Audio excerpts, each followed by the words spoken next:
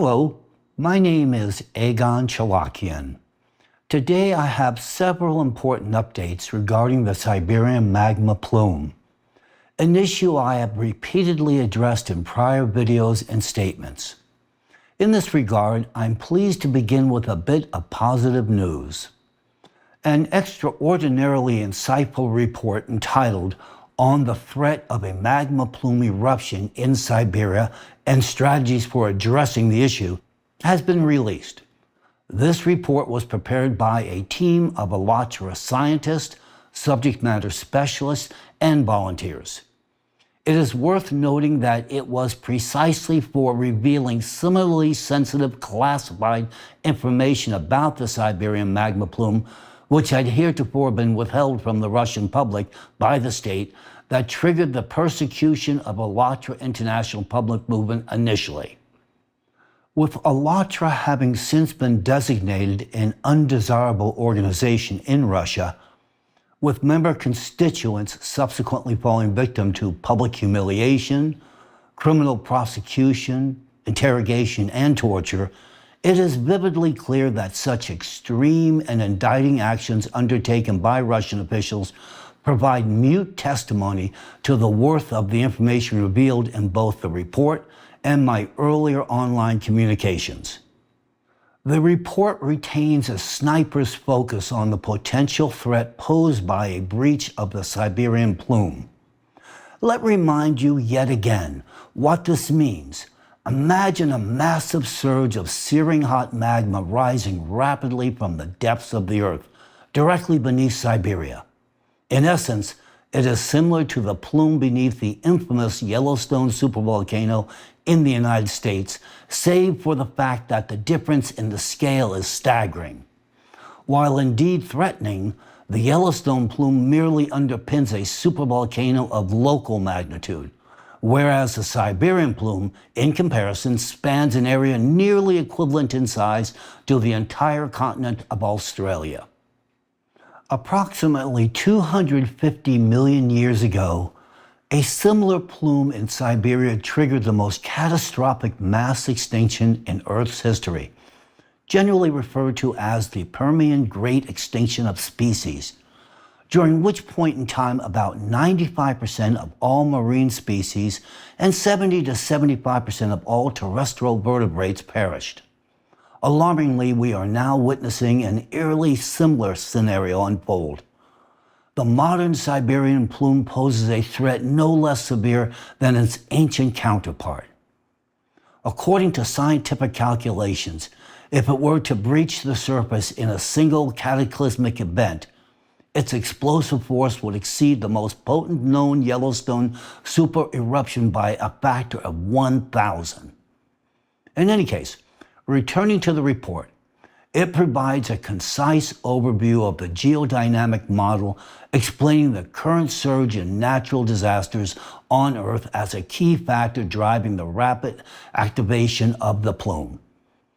It examines in detail the anomalous warming of Siberia and the Siberian Arctic, as well as numerous indicators of plume activity. These include alarming phenomena such as permafrost thawing, increased mud volcano activity, soil heating, and a rising frequency of lightning strikes, ozone layer depletion, and heightened seismic activity in the region. The report also outlines 3 possible scenarios for the future development of events linked to the activity of this magmatic giant. Additionally, it thoroughly explores existing volcanic geoengineering methods and proposes a concrete program for the planned controlled degassing of the Siberian plume as a means of mitigating catastrophe. Thus, this report is not merely a scientific study, but instead it should be deemed a comprehensive action plan aimed at averting a potential geological disaster of global proportions. Next, I want to highlight the degree to which certain individuals within the Russian government are aware of the threat posed by a Siberian plume breach. The question arises, therefore, what have these individuals, who have long had access to information about the Siberian plume and who wield power in Russia, done in response? Their measures can be broadly categorized into 4 groups.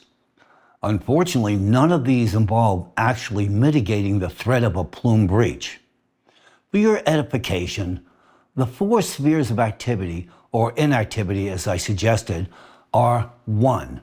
Dissemination of disinformation. 2. Willful concealment of information from the Russian public. 3. Laying claim to natural resources and wealth accumulation. And 4. Employment of government intimidation and force. Within the context of recent events, let us examine each of these measures routinely employed by specific factions within the Russian government. The first measure employed by certain factions within the Russian government, those actually aware of the threat posed by the Siberian plume, is dissemination of disinformation. Here is a recent particularly illustrative example of this tactic in action. In February of this year, that is to say last month, the Russian state-owned television channel NTV aired a segment on the Siberian magma plume, featuring several excerpts of this humble servant's earlier work. NTV is one of Russia's largest federal television networks, ranking second in viewer popularity nationwide. It presents itself as a channel specializing in news, broadcasting, documentary films, and investigative journalism. It is worth noting that NTV is part of the Gazprom Media Holding Group, which was founded by its namesake, Gazprom. This publicly traded corporation stands as Russia's largest energy company and one of the world's leading energy giants, controlling a quarter of the planet's natural gas reserves.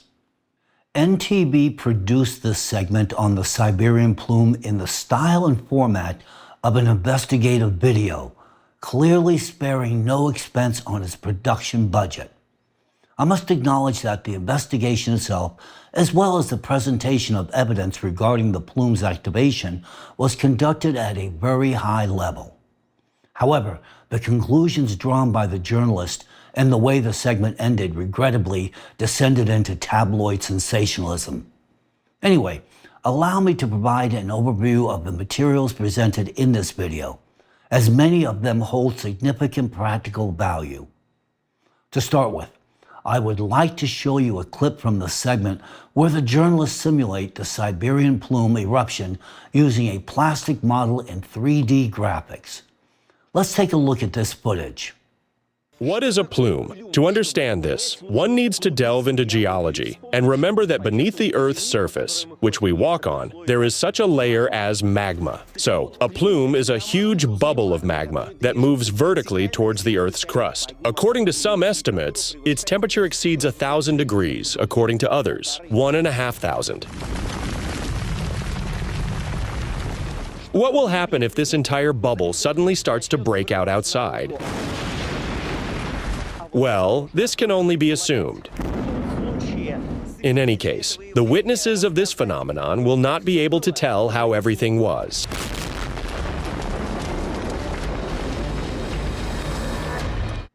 Despite this segment's visual appeal and the excellent work of the camera crew, I must point out a fundamental flaw. If we were to accurately scale the presumed dimensions of the Siberian plume to the size of this model, the resulting explosion would have obliterated not just the model itself, but the entire hangar in which the filming took place as well. Of course, I understand that this artistic element of the video was never intended to achieve scientific precision.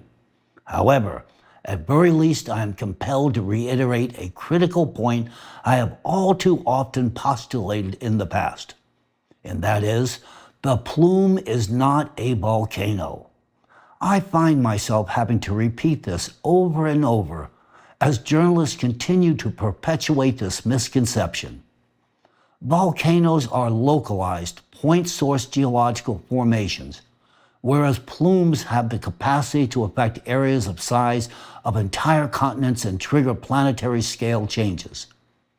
Volcanic activity is driven by processes in the upper mantle and Earth's crust, whereas plumes originate from the depths of the mantle itself.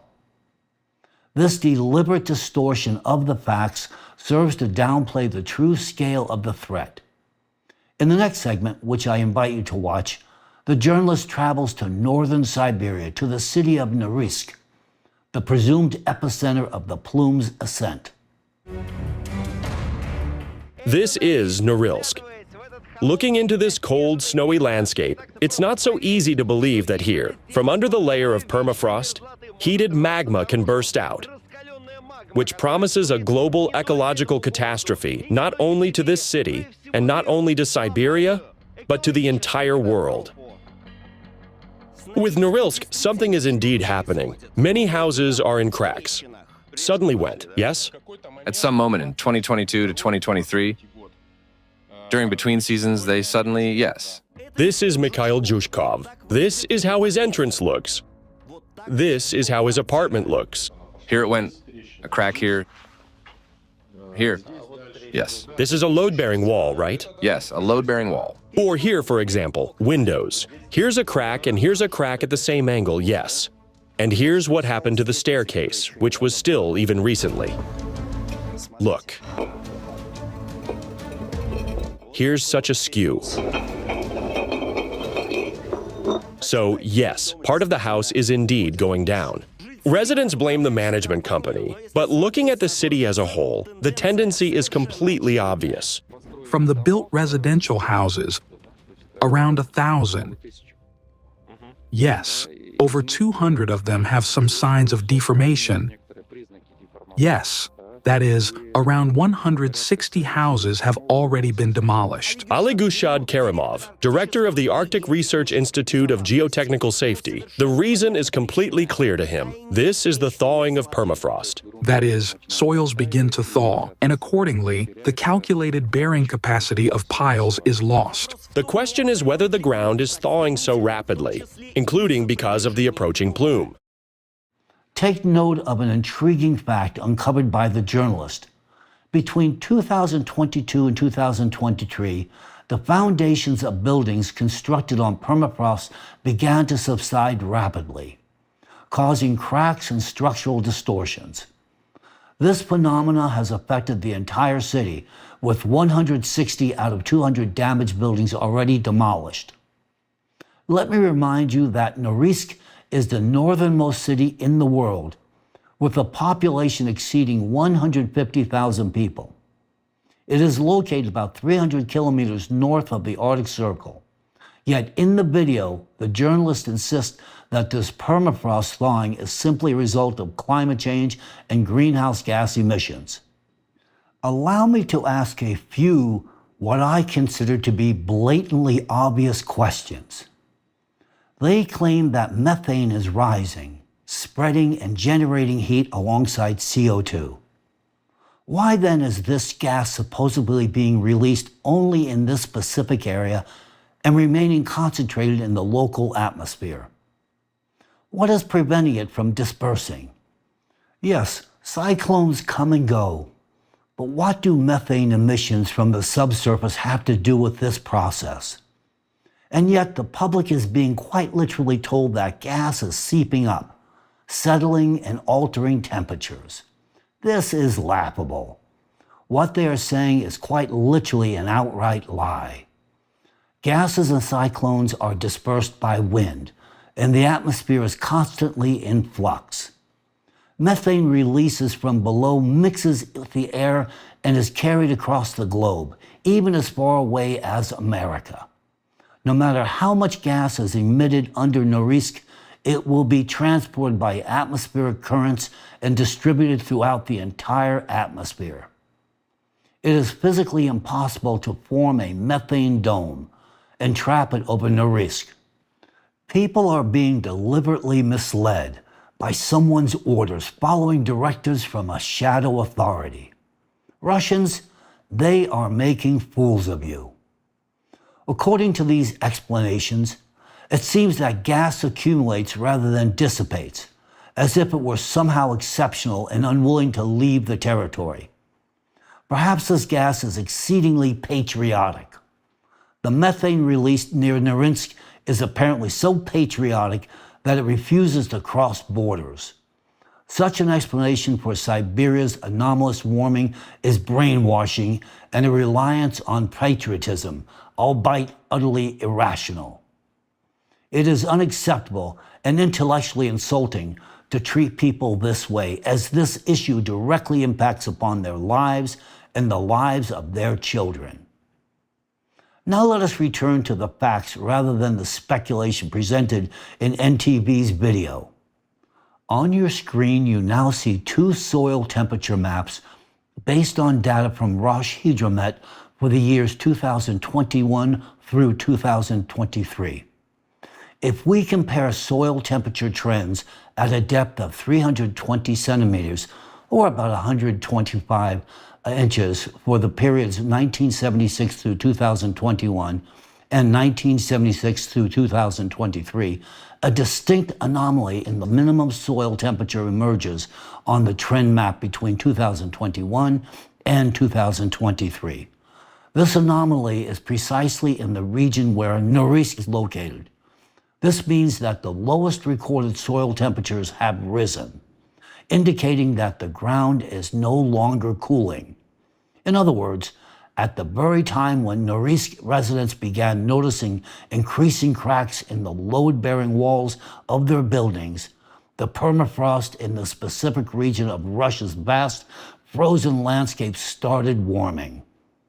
According to expert assessments, permafrost covers approximately 11 million square kilometers, that is to say 4.2 million square miles in Russia, spanning nearly 65% of the country's territory.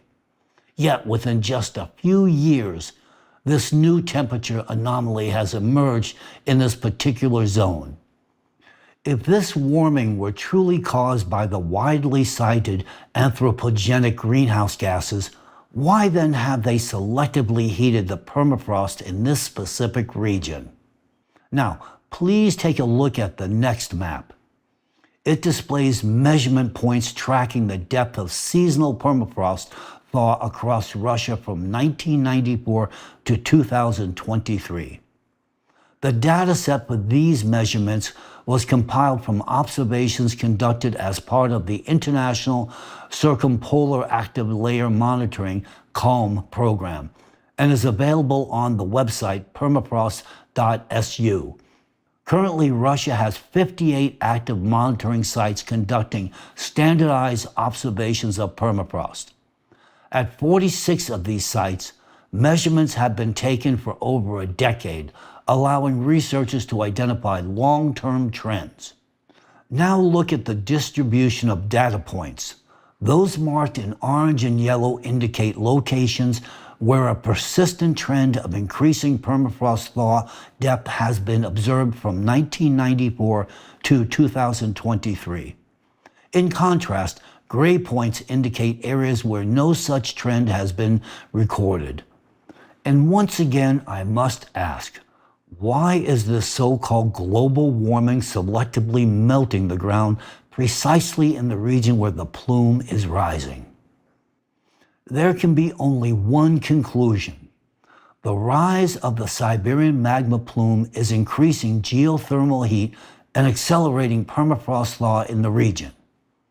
This in turn is causing ground subsidence, the destruction of buildings, and a trend that will only continue to escalate. Now let's examine the next segment from the same NTV video, which discusses the formation of craters caused by gas explosions in the Yamal Peninsula. These formations are referred to as gas emission craters. Shouldn't we look at other anomalies? This is Yamal and its famous craters. Well, regarding these craters, they are discovered and have become known to the public basically a little more than 10 years ago. Since then, there are already 17 of them in Yamal. According to the main hypothesis, they all formed as a result of a sharp gas release. Although, as geologist Yevgeny Chuvilin recalls, initially Western colleagues refused to believe this and insisted that Russians were again testing some secret weapon. They say, we do not observe such things in Canada. As noted by Evgeny Chuvilin, a senior researcher at the Center for Hydrocarbon Recovery at Schooltech. These craters were first identified just over a decade ago.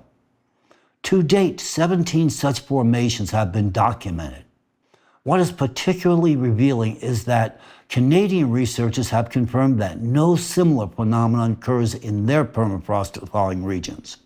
According to a 2017 study by Russian scientists, the emergence of these gas emission craters on the Yamal and Gedan peninsulas is an entirely new phenomenon for this region. Researchers studying these craters unanimously agree that their formation is caused by the release of subsurface gas under immense pressure. Observations indicate that prior to crater formation, the ground swells into mounds, reaching heights of 2 to 5 meters. These mounds likely form due to the accumulation of natural gas beneath the permafrost layer. As gas pressure increases, an explosion occurs, creating a crater. For the gas to exert such pressure from below, heat must also be supplied from beneath, either through the upward migration of warm, deep-seated gases or the melting of gas hydrates trapped beneath the permafrost. The appearance of these gas emission craters is a direct indication of increased heat flux from the Earth's interior. This phenomenon occurs in only one region of the world, the area affected by the rising Siberian plume. Now let's watch another segment from this video. We recall that it was gas emissions that became a key factor in the Great Permian extinction. And these emissions were then provoked by the Siberian plume. Does any connection still exist? This is Norilsk again. You now understand where the warming comes from. Where does the warming come from? It's degassing that prevails over suction. By degassing, he means the release of methane from under the earth. Methane breaks out and heats everything here? Of course. How else? Yevgeny Surida is a geologist who has been studying these processes for half a century directly on the streets of his city and sees something amazing in every bump that any other person would have passed by. 1, 2, 3, 4, 5, 6, 7 degassing zones that point-wise raise the asphalt. He even proposed investigating one of these bumps. According to his words, from a similar one in Mexico, the youngest volcano on the planet, Paracutin, grew in just 9 years in the 40s of the last century. Among the furrows of a plowed field, there appeared a crack in the earth, from which escaped an apparently harmless puff of smoke. A new volcano has been born in Mexico, a wondrous spectacle that modern man has never yet seen. And here is what remained from dozens of villages that it destroyed. In this segment, geologist Evgeny Surida accurately identifies a crucial factor: the natural degassing of the Earth, specifically methane emissions from the subsurface. However, the key question remains unanswered. Why is methane rising from deep within the Earth beneath Norilsk, causing asphalt to buckle? A 2019 study conducted by a team of Russian scientists from the Institute of Oil and Gas Problems of the Russian Academy of Sciences established a connection between the locations of identified thermokarst lakes, bodies of water formed by permafrost thaw, and both strong gas emissions and regional tectonic structures, including deep faults. The study also references research in the Sea of Okhotsk, which demonstrated that seismic activity increases the intensity of gas emissions. This occurs due to enhanced permeability of subvertical fractures and potential shifts in thermobaric conditions, leading to the dissociation of methane hydrates, methane trapped in crystalline ice lattice. Now let's put all these puzzle pieces together. In the region where the plume is rising, seismic activity is intensifying and geothermal heat is increasing. Deep-seated gases ascend through the fault lines, altering the thermobaric conditions of the permafrost, which in turn accelerates the breakdown of methane hydrates. As a result, permafrost thaws from below, and in areas where it has already degraded, the the now permeable ground allows gas to escape to the surface. Thus, the very evidence meticulously gathered by NTV's journalist fully corroborates the growing activity of the Siberian plume.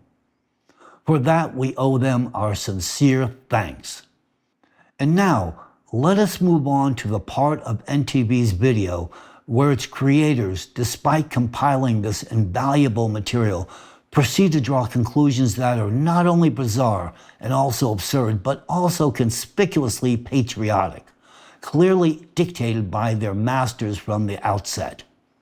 The segment then moves on to an interview with seismologist Frank Hogerbeets, who specializes in short-term earthquake forecasting, attempting to predict seismic events days or weeks before they actually occur. His method is based on analyzing the relative positions of planets, the moon and the sun.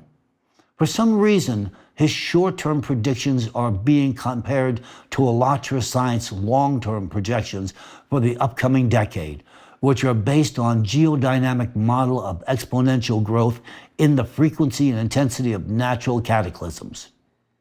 We do not make predictions based on the stars or tarot cards.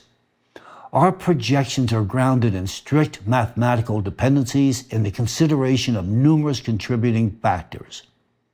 What possible relevance does Frank Hogerbeets have to the Siberian plume? We are unlikely to receive an answer from NTV's journalist, I suspect. The segment then features volcanologist Haraldur Sigurðsson, who presents an unsubstantiated and logically flawed theory, claiming that the Siberian plume, which erupted 250 million years ago, somehow drifted under Iceland due to the movement of lithospheric plates. However, no explanation is provided as to how this theory relates to the modern Siberian plume. This fantastical idea of a plume drifting under Iceland has already been thoroughly debunked. Such a claim is either an appalling display of ignorance by their so-called expert or a deliberate attempt to manipulate public perception. True specialists are well aware that a 2017 study definitively disproved any connection between the Siberian plume and Iceland's ascending magma flow. Seismic tomography studies of the Arctic region provided conclusive evidence of the scientific invalidity of this theory. According to this research, the Siberian craton is currently experiencing lithospheric thinning due to the influence of a hotspot, that is, a magma plume.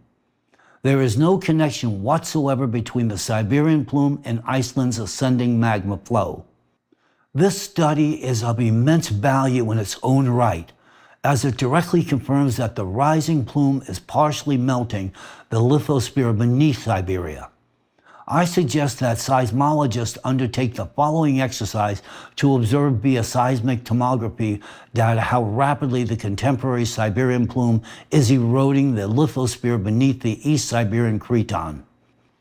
Take the earthquake data recorded before 1995 and use it to construct the most detailed possible seismotomographic model of the western and eastern Siberian regions. Then take an equivalent data set containing the same number of earthquakes, but drawn exclusively from the past few decades, and build another seismotomographic model using the same parameters. If you are not alarmed by what you see, please feel free to contact me. We will have much to discuss. With that, I conclude my analysis of the NTV video. Now I would like to briefly comment on another recent news story related to the Siberian plume. According to this article, residents of Novosibirsk have noticed that the winter of 2025 has been unusually mild. The article states, quote, "Social media is abuzz with discussions about the monstrous supervolcano hidden beneath the Siberian earth, allegedly awakening. Mentions of a magma plume in Siberia are growing increasingly frequent. Science fiction-minded authors claim that soon, not only Siberians but the entire world will face an environmental catastrophe.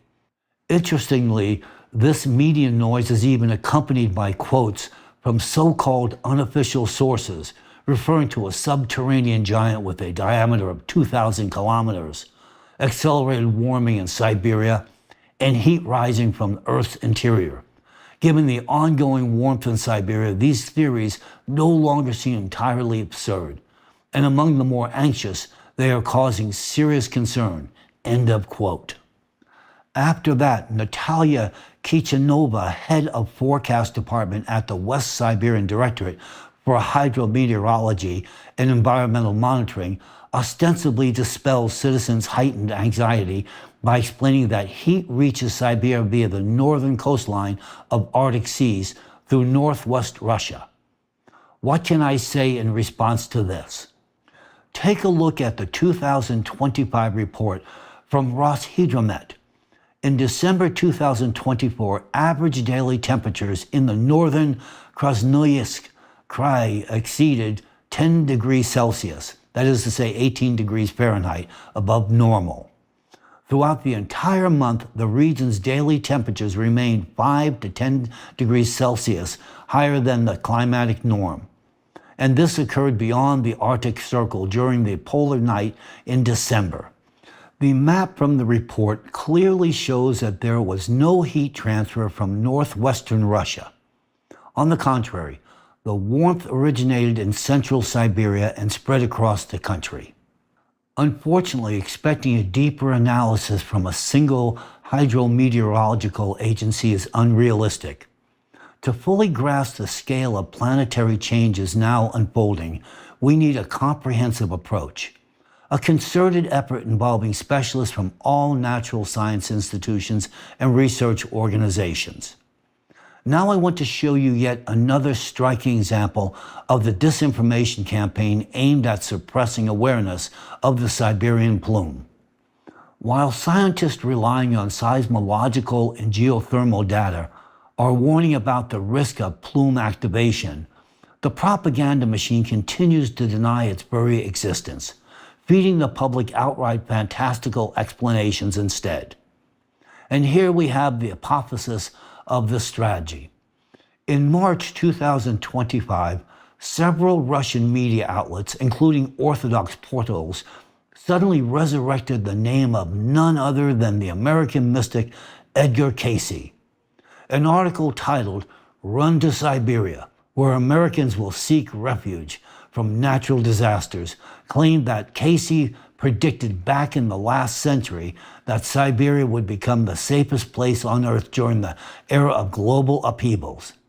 And how convenient that they remembered his prophecy at this exact moment. Apparently they have run out of scientific counter-arguments against the facts surrounding the Siberian plume. Instead of referencing objective data from Roshydromet or studies from the Russian Academy of Sciences, the Russian public is now being asked to believe in the prophecies of an American clairvoyant. Amusing, isn't it? In a country where, as of 2025, any scientific collaboration with foreign colleagues requires FSB approval, and public scientific statements must be filtered through security agencies, Russian media sources are suddenly quoting an American mystic. Or perhaps we should ask the Orthodox authors of these publications, is it not blasphemous to encourage Russians to put their faith in a foreign seer instead of relying on sober analysis of facts? And where is Dvorkin in all this? This might have been laughable if not for one crucial fact. In the 21st century, at a time when scientific progress has the potential to save billions of lives, disinformation continues to drown out the voice of science. And we are already paying the price for this stupidity.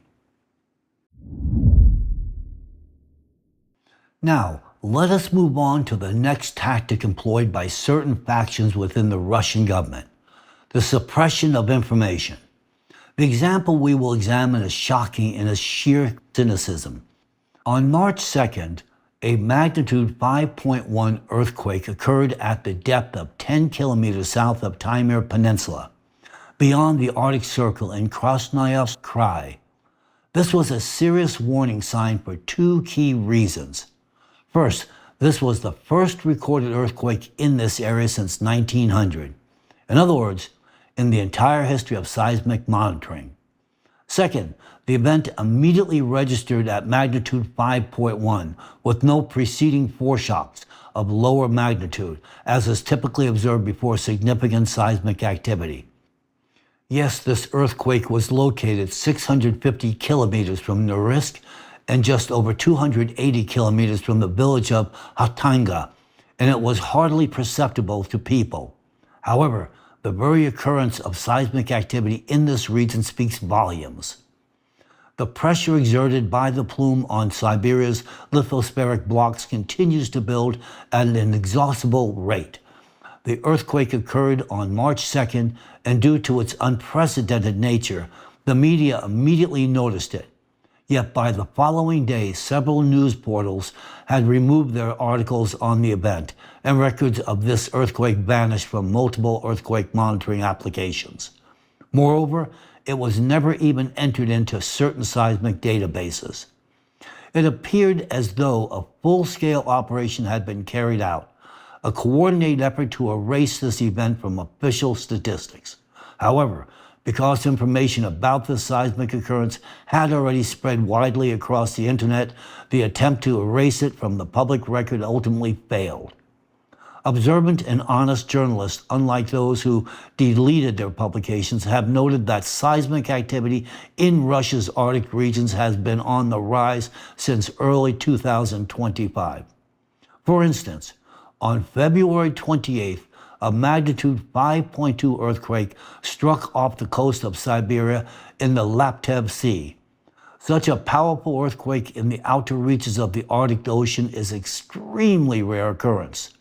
On February 8th, another magnitude 5.1 earthquake occurred in the southwestern part of Yakutia, a highly unexpected and uncharacteristic event for this location. Moreover, in mid-2024, the Regional Ministry of Emergency Situations issued a warning that despite the historically low seismic activity in Yakutia, earthquakes of up to magnitudes 8 could still occur. Seismic activity in Siberia will only continue to escalate.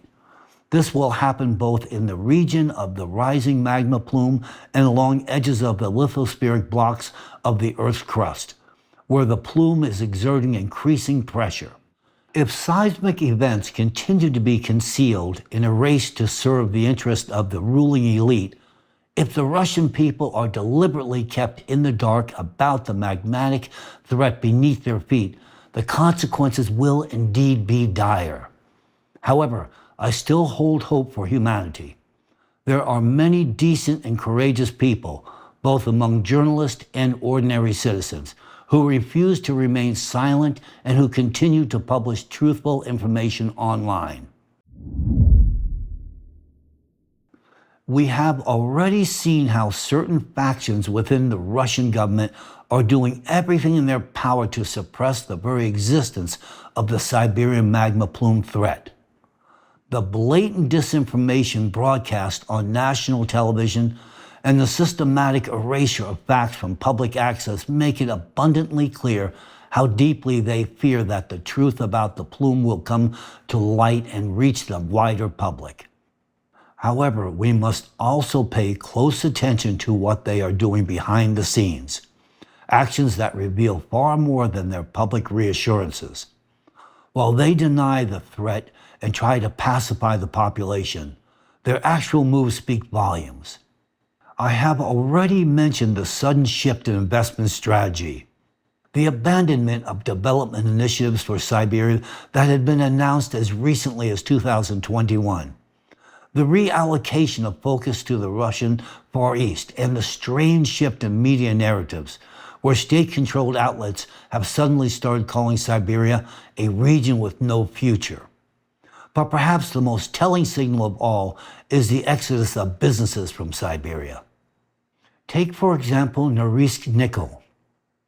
As I previously mentioned, back in April 2024, the management of Norilsk Nickel, Nornickel, announced its intent to shut down its copper plant in Norilsk. one of the key industrial facilities in Siberia, and relocate copper production to China. In November 2024, the company officially confirmed its selection of the new plant's location. This move has been framed as a new stage in the company's development. However, what is important to note here is that this decision has continued to baffle Russian experts, as it appears not only economically dubious, but also strategically misguided. To quote from an analytical review, normally development does not mean shutting down one plant and opening another elsewhere. The preferred strategy would be to modernize the existing facility while also building a new one, especially when dealing with strategically significant international projects reliant on domestic resources. End of quote. Experts also emphasize that shutting down the Norilsk plant will result in job losses, reduced tax revenues, and the weakening of the region, while moving production to China will only increase cost and heighten risk, making Russia even more dependent on foreign facilities amid geopolitical instability. For Nornickel, this move undermines long-term sustainability. For the residents of Norilsk, it threatens social stability. And for Russia as a whole, it weakens state control over critical strategic industry. Officially, these decisions are being justified by sanctions and logistical difficulties, but these explanations do not hold up to scrutiny. Russian analysts point out that if this were indeed the case, the more logical solution would have been to modernize the existing plant or find an alternative within Russia. Why then was China chosen? And why was keeping production in Russia not an option? The true motives remain unclear to the general public. As Russian experts themselves emphasize, this lack of transparency leads them to suspect that Nornickel's leadership and possibly even government officials are withholding critical information. So what is it that they are not saying? In the context of the Plume threat, an obvious conclusion emerges. They are aware of the impending danger and are deliberately withdrawing their assets from Siberia to protect them. This is not development, as they claim. This is a retreat, hasty, cowardly, and poorly concealed. While certain circles within the government lull the population into complacency, portraying the shift in Siberia's development strategy merely as a logical step due to its supposed lack of prospects, and publicly denying the threat posed by the magma plume, their actions indicate precisely the opposite. They are not just preparing for the worst. They are already abandoning Siberia and its people to their fate, moving their assets away from regions that will soon be in the direct line of destruction. And judging by the urgency of their actions, they are fully aware of how little time remains before magma breaches the surface. Yet they say nothing to the people of these regions or to anyone else. Why? Because revealing the truth about the plume would trigger mass internal migration. If people knew the real danger, they would immediately flee, not just from the threatened regions, but from the country itself. This would mean a devastating loss of labor for both the government and major corporations, and with it, their personal profits. They have every incentive to keep the population in the dark, forcing people to work until the very last moment, all while feeding them lies about sanctions and the supposed absence of any real threat. And so, the final result is this. Russians are told not to be afraid, to live their lives as usual, to raise their children properly. But this is nothing more than a smokescreen, behind which a cynical decision has already been made. The consequences of that decision are unfolding before our eyes, leaving Russia, its people, and all of us to face the coming catastrophe.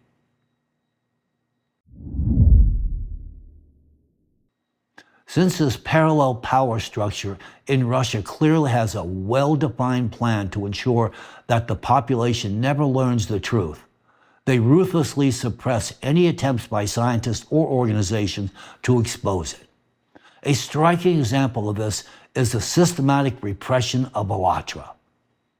In my previous statements, I have already mentioned that after ALLATRA volunteers presented classified information about the activation of the Siberian plume to responsible authorities in Russia in 2014, the FSB initiated a campaign aimed at discrediting the ALLATRA movement and its scientific data, not only within Russia, but also in Ukraine and European countries through its agents of influence. After 2021, when scientifically substantiated projections regarding the plume breach were publicly disclosed, persecution of ALLATRA participants intensified. By 2023, ALLATRA was officially designated an undesirable organization in Russia. This designation was accompanied by raids, criminal cases based on fabricated charges, torture, arbitrary detentions, forcing hundreds of participants to flee Russia in search of asylum abroad.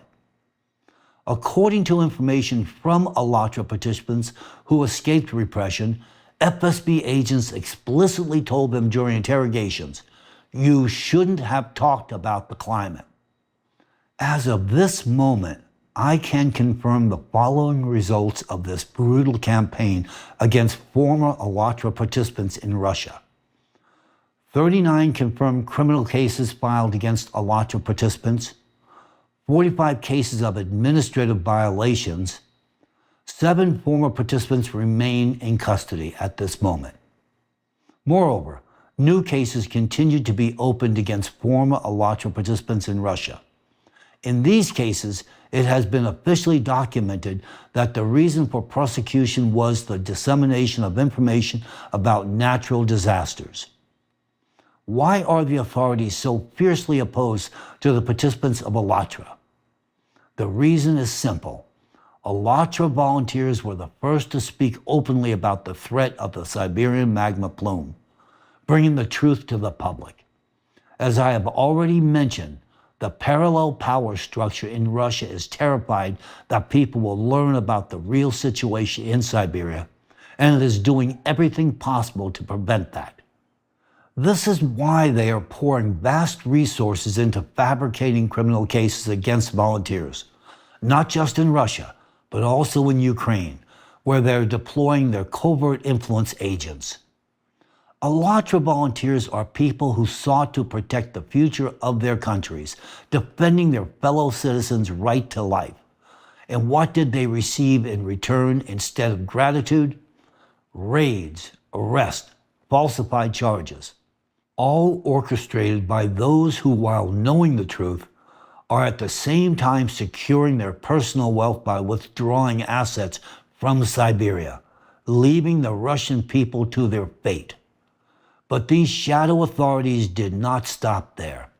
Now, not only former ALLATRA participants are being targeted, but also ordinary people who dare to speak publicly about the increasing number of natural disasters. Recently, a Russian citizen who was unaffiliated with ALLATRA was charged simply for discussing the rise in cataclysms. Just think about how much they fear the truth. They are willing to spend enormous resources just to silence it. They are afraid that the truth will shatter their lives. But the truth is already here, and they will not be able to erase it. It is important to emphasize that Russia's security agencies, particularly the FSB, serve as instruments of coercion wielded by select ruling factions. The FSB has already demonstrated its effectiveness in persecuting ALLATRA, and now its authority is expanding to exert total control over the scientific community. Starting in 2025, Russia will impose unprecedented restrictions on international scientific collaboration. When the law takes effect, Russian scientists will be prohibited from engaging with foreign colleagues without prior FSB approval. All forms of scientific cooperation, from joint research and conferences to academic publications, will be monitored and regulated. These measures are clearly intended to prevent the leakage of information about the activation of the mantle plume and restrict foreign scientists' access to this data. A move designed to preempt international pressure and protect Russia's geopolitical standing. But this is just one part of the picture, and unfortunately, it will not be the last. They are tightening their grip on scientists and persecuting anyone who dares to speak the truth. They are willing to do anything to ensure that the public never learns the reality of the Siberian magma plume threat. So what do we see? I look at these maps. I look at these numbers. And as a scientist, I am telling you, seismic activity is increasing. Excess heat from the Earth's interior is already reshaping our planet. Time is running out. While certain factions within the Russian government deny the plume threat, spread disinformation through their influence agents, and tell you, the Russian people, to stay calm, to live your lives, to raise your children, what are they actually doing? They are moving their assets out of Siberia. They are securing their wealth. They are abandoning you and your children to face this disaster alone. It is eminently clear they have already made their decision. This is not a mistake. This is not a tragic accident. This is a deliberate, calculated choice, one that places their profits above your lives. Does this sit well with you? Because it doesn't with me. Today we have knowledge. We even have solutions to prevent this catastrophe. But if we fail to act, we will not just lose, we will lose everything that is dear to us. We will lose our lives.